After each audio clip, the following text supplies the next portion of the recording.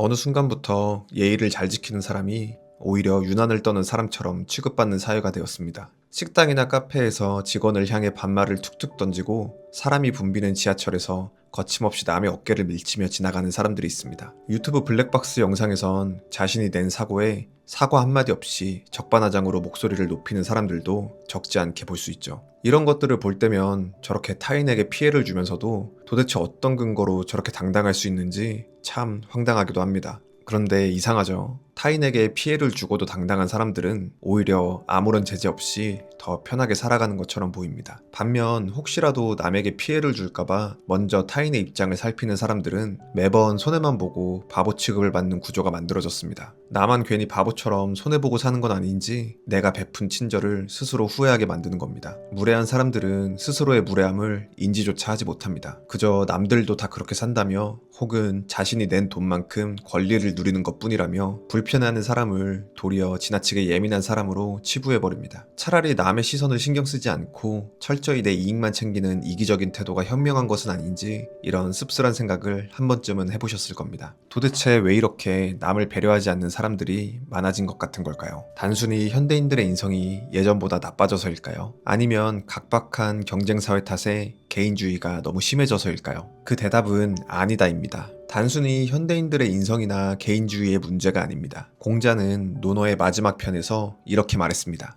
예를 알지 못하면 세상에 당당히 설 수 없다. 예의는 단순히 겉으로 보여지기 위한 형식적인 절차나 착한 사람이 되기 위한 억지 규칙이 아닙니다. 사람이 타인을 상호 존중하며 이 사회의 구성원으로서 인정받기 위한 가장 뼈대가 되는 핵심 가치라는 뜻입니다. 쉽게 말해서 예의는 착한 사람들만 지키는 특별한 옵션이 아니라 사람이라면 당연히 장착하고 있어야 할 기본값이라는 뜻입니다. 우리가 뒷사람을 위해 문을 잡아주고 부딪히면 사과를 건네는 것은 내가 손해를 자초하는 바보라서가 아닙니다. 이 사회를 살아가는 한 명의 사람으로서 마땅히 지켜야 할 도리를 다하고 있는 것뿐입니다. 반대로 타인에게 피해를 주고도 당당한 사람들의 본질은 아주 명확합니다. 그들은 남들보다 기가 세거나 세상을 영리하게 사는 것이 아닙니다. 타인을 존중하는 방법을 알지 못해 사회의 구성원으로서 온전히 설 자리를 갖추지 못한 처참한 미완성의 존재라는 것입니다. 그렇다면 무례함이 당연해지고 심지어 권력처럼 작동하는 이 현실 속에서 우리는 어떤 관점을 가져야 할까요? 억울해하거나 분노하며 그들의 기준에 나를 맞추는 대신 그 생각을 완전히 뒤집어서 오히려 그들을 측은하게 바라볼 필요가 있습니다. 예의를 지키지 못하고 목소리를 높이는 건 그들이 멘탈이 강하거나 세상 물정에 밝아서가 아닙니다. 그저 타인의 고통을 상상하고 배려할 공감 능력이 처참하게 결여되어 있다는 뜻일 뿐입니다. 그들의 무례함은 쟁취한 권력이 아니라 그저 미성숙함에 대한 쓸쓸한 증명서에 불과합니다. 이 사실을 깨닫는 순간 그들의 얄팍한 행동에 내 귀한 감정을 소모하거나 내 안의 다정함을 의심할 필요가 완전히 사라집니다. 가끔은 이기적이고 무례한 사람들이 모든 것을 차지하는 것처럼 보이는 세상입니다. 그래서 때로는 억울하고 지칠 때도 있죠.